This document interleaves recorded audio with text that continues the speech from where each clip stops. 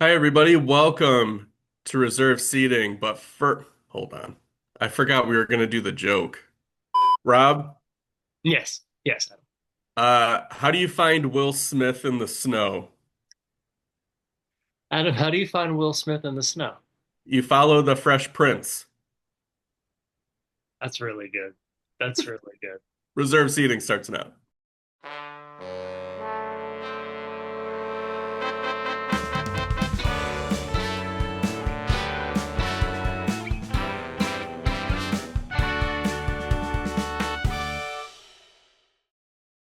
So we are here, week two of the Disney sports movie drafts. We are talking about my $2 pick. This is an extremely goofy movie, the direct to DVD and video sequel Yes. to our beloved 1995 A Goofy Movie. This is also the series finale of the television series Goof Troop that was on the Disney Channel Right. that featured Goofy and his son Max. Can we Both just I'm loved sorry, let me interrupt you real quick.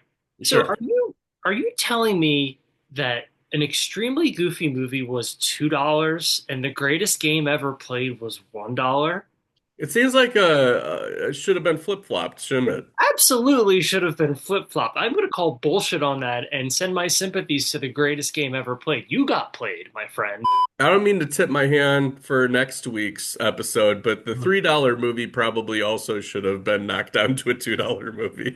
But an extremely goofy movie. It takes place maybe a few years later after the events of a Goofy movie Maybe, yeah. because Max is in college. He's a freshman.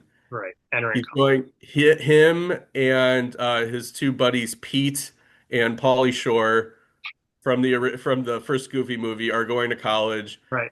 They are focused on not as much on academia, but is more so on being the top X Games team on campus. Uh, Because the year 2000.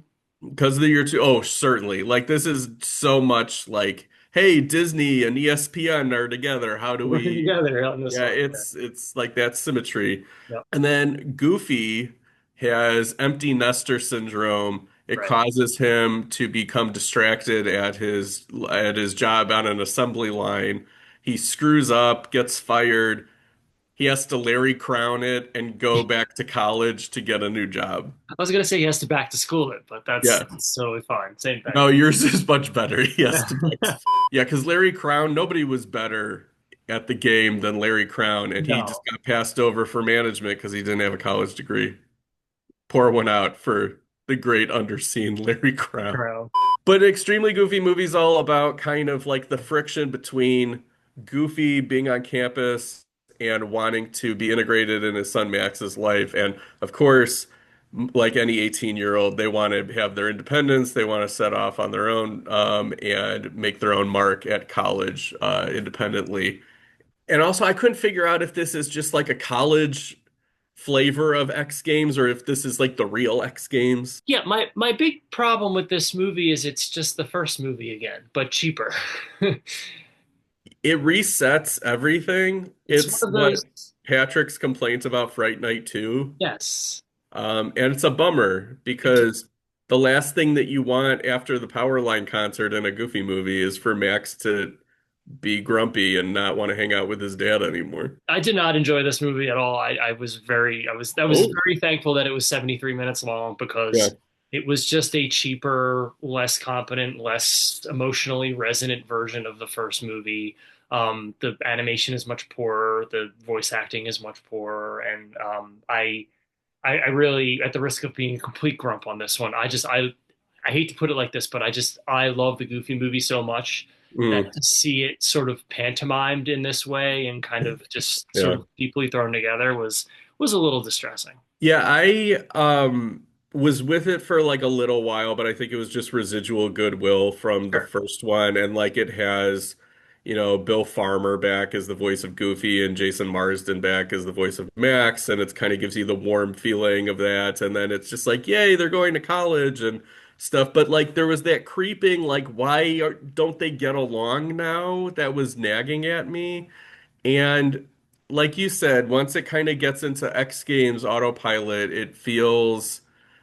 just sort of like a runoff, in the same way that, like The Return of Jafar did, or like Lion King 2 did, like when Disney was churning out the direct-to-video sequel and not kind of realizing the value of their franchises. It's also a step down in the sense that like a lot of the juice of a Goofy movie was you gave authorship to Tevin Campbell as Right. Powerline, and he like had these great songs, and then there was also these great musical numbers where the Yes. characters were singing like After Today, which is like an amazing Mhm. storytelling device and song at the beginning of of a Goofy movie. And this one, it's just more Goofy accidentally becomes popular because he brings the 70s back. Yeah, that whole And thing. it's like some 70s songs by the original artists and some by like the new Radio Disney hopeful. And yeah, it just is. I don't think it's harmless, but it's you just watch a Goofy movie twice.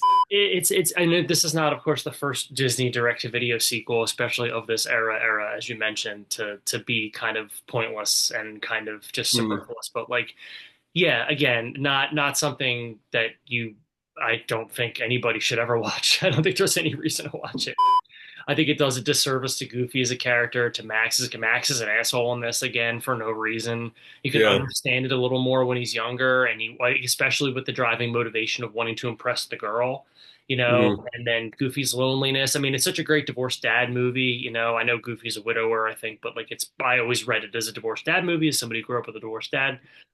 It was always like I I felt so much of their vulnerability and their connection. You understood Max's position. You understood Goofy's position. Both characters are really well defined. The action was interesting. The road trip element of it was really interesting.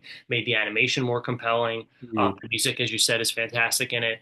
This one just has none of that. There's a scene at the beginning where it's the night before Max goes to college, and I was fascinated by it because there's an alarm clock in the background, and in the movie it'll be like maybe 10 seconds of screen time, but they'll do two separate shots where they're showing the alarm clock, and you'll see that like 8 minutes have passed, and I'm just like, this is fascinating. I've never seen this in a movie The before, where like, Scorsese movie, like the yeah. shots don't match. Well, it's just like it's like Goofy's been in here having a heart to heart with him for like an hour, but like in screen time, this is condensed to 2 minutes. It's really fascinating, but that's not enough to warrant No.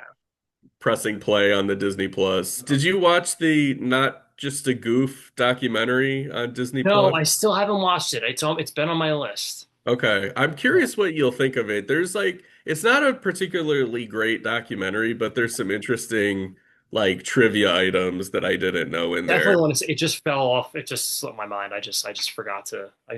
watch it. So I will definitely, now that I'm in this Goofy movie headspace, I will definitely watch it. One thing that's fun about this draft is it kind of shows the different eras of Disney sports movies and how they handled different sports movies. So like the greatest game ever played is sort of like in this golden era of like we know exactly how to make these live action sports movies, and like an extremely goofy movie is Just basically brand like, iteration.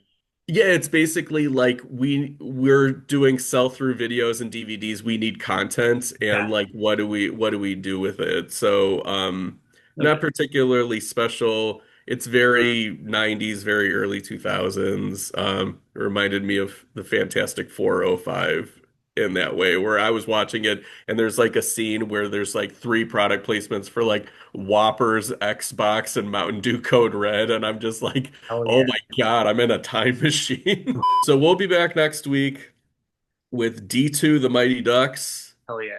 um, which is I will get to it next week, but I'm fascinated by how the movie's redefinition of how good the ducks are in every movie, especially in the first act. I'm gonna have to rewatch the first one again because it's been years since I've Okay. seen the Mighty Ducks. So I'm Yeah. probably gonna end up watching both of them this week. Yeah. And remember, as that movie taught us, Iceland is green and Greenland has ice. Ice Ice, I've exactly. never forgotten I've that. never forgotten that either. Yep. Yeah. So until next time. These seats are direct to video. So they're a lot worse.